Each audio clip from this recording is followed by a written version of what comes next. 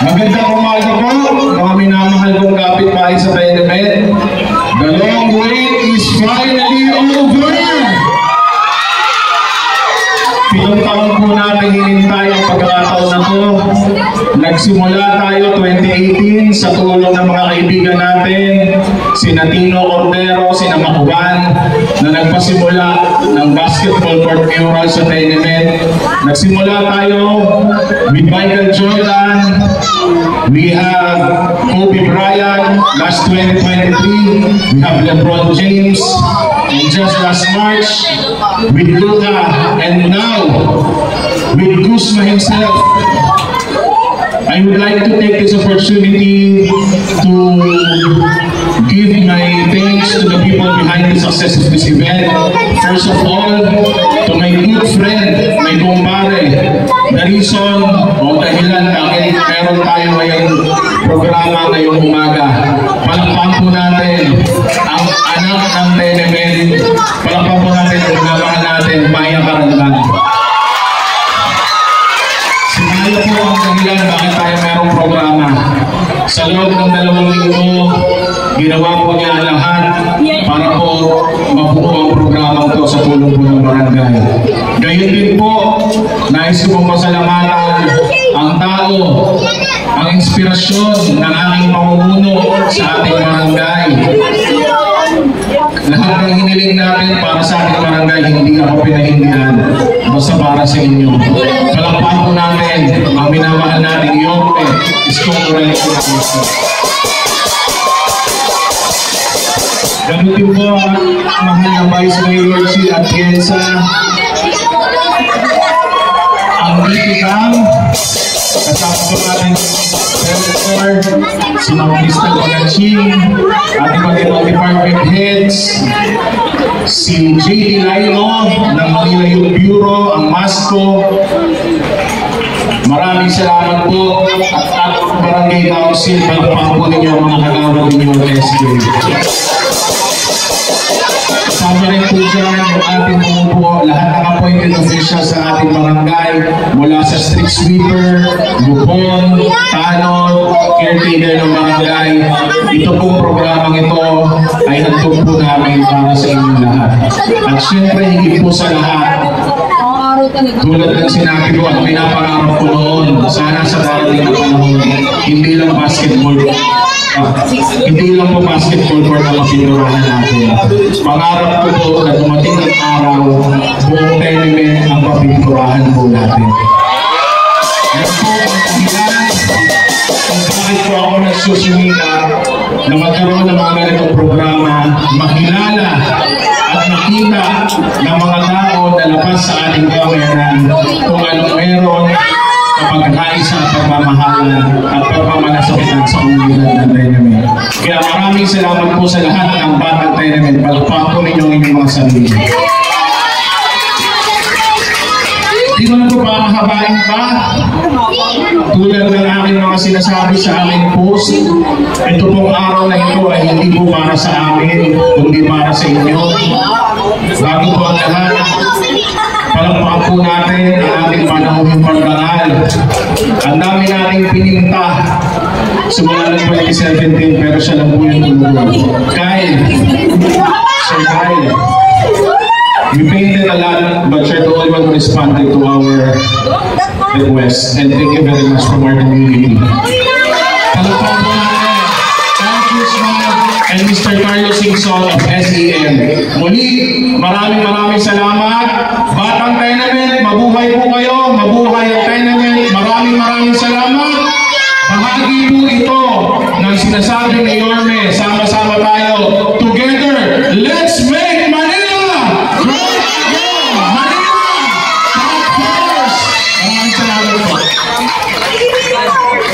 Thank you, Chairman Nero, for welcoming us and setting the tone for today. And now, of course, this event wouldn't be complete without hearing from our city's leader, a man who's always been supportive of culture, sports, and the people of Manila. At this point, it is my honor to introduce to you a dedicated public servant and leader of our beloved city.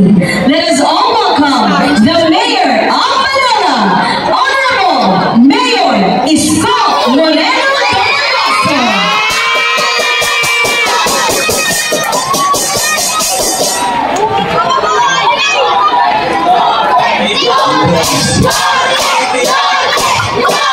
Mayor, please. Magandang umaga sa inyong lahat. Mga Batang Maynila, excited na ba kayo? Okay, una, siyempre, pinagpapauna ko, no? Napakalaking bagay na katutilak ang superstar sa mundo. And we're so big. But today, we are honored and grateful to the team who brought Kyle in our neighborhood. Kaya, mga Batang Maynila, pwede ba sabay-sabay tayong maingay na palakpakan para kay Kyle? Thank you, Kyle. You just made a lot of people happy today and inspired a lot of kids to continue and pursue their dreams and aspirations, particularly in sports. Sa inyo naman, mga kabataan,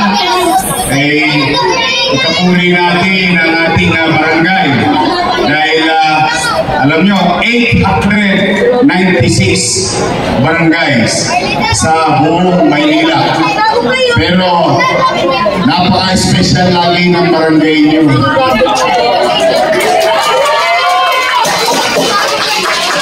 Kaya naniniwala ko dala ng liderato ng inyong barangay. This will not happen with cooperation of each and every one of them. Ang ating punong barangay at mga kagawad at barangay official. Okay naman, ayaw kong palaban kasi ang gusto kong star ngayon, si Kyle. Pero may request si Chairman eh. Gusto nyo ba talagang pinturahan?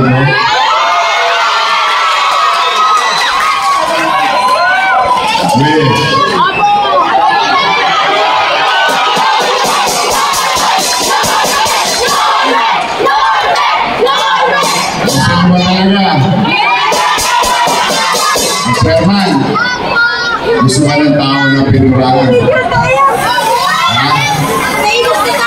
O sige, bigyan nyo lang ako ng konting panahon, pero commitment ko na sa inyo. Pipinturahan natin yung pagkakas. Ang kabayaran nyo lang at i-update namin kayo agad. And today also, we would like to give credit where it's due sa ating pintor, Perime, at ang Davies. Kalapakan din natin yung Davies. So sa inyo, dito sa Perime, tumatakbo na ba yung tubig? Okay naman ba? Wala nang problema. Pintura na lang. O sige, basta babalik ako rito. Ayusin natin. O mga bata, anong ginagawa pag 10 o'clock?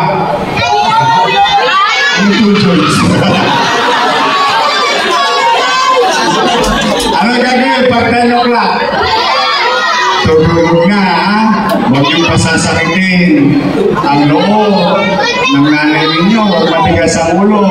Pag sinabi ng lola, lolo, alas 10 na, may curfew. Uwi na. Promise? Sige, maraming salamat. Again, palakpakan natin si Kyle. Ang ating Vice Mayor, Chia Cesa, ang ating Sports Department, at lahat ng team na nandito. Isang mainit na palakpakan para sa kanila. Maraming salamat. Pagpalain naman kayo ng pong may kapal. Manila! God first. Thank you.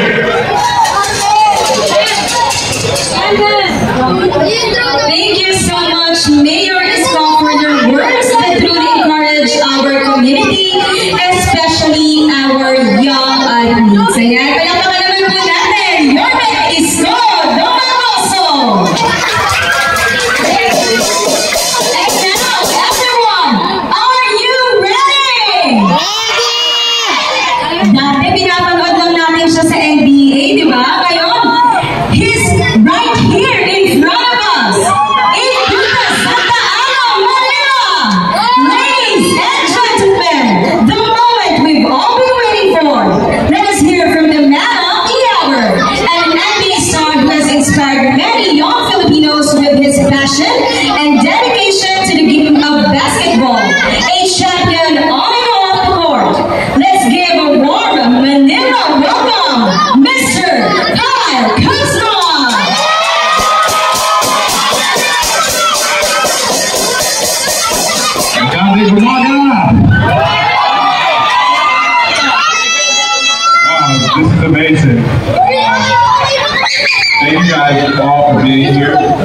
This is truly an incredible moment.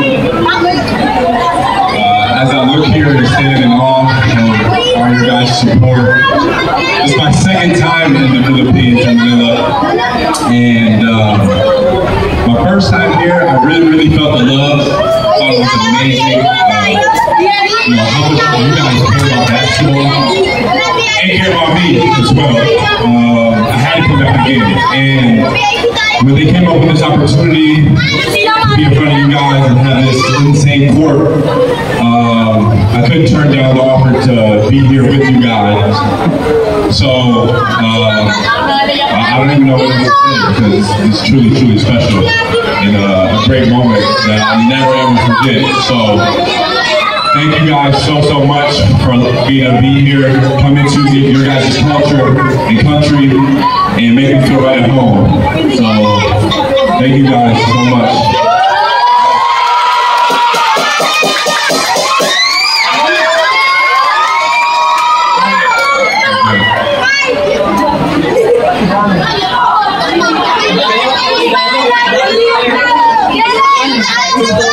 Thank you, Kuzma, for gracing us with your presence and inspiring the youth of Manila. Alright, and now for the exchange of gifts, as a sign of love and appreciation, we'd like to present a special gift to Mr. Kyle Kuzma. This is a small token from the community that will remind of Manila and the people of Barangay 901.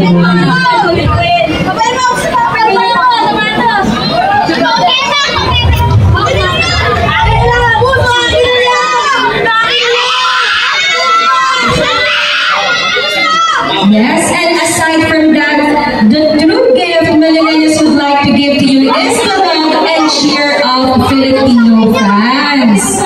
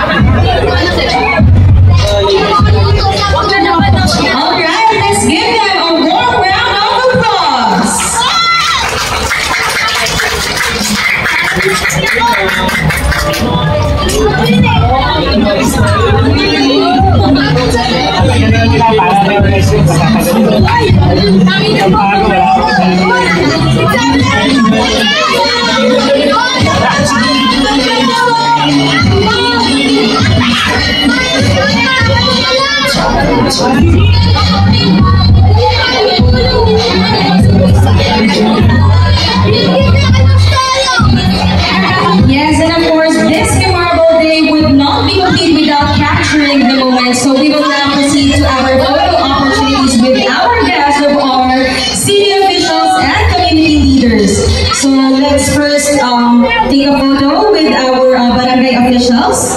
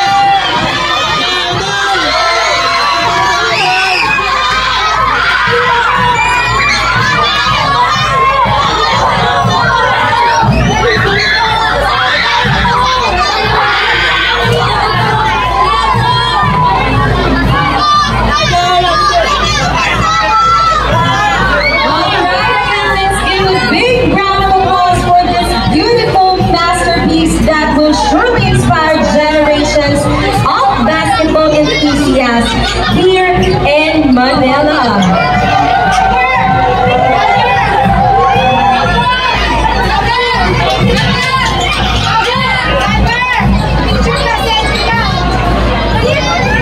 And now to conclude our program, Mr. Kyle Kuzma will be holding a basketball clinic with our kids, where he will personally share his skills and knowledge with the young players of our community. This is indeed a once-in-a-lifetime experience for them, and also this is something our young folks like to do. So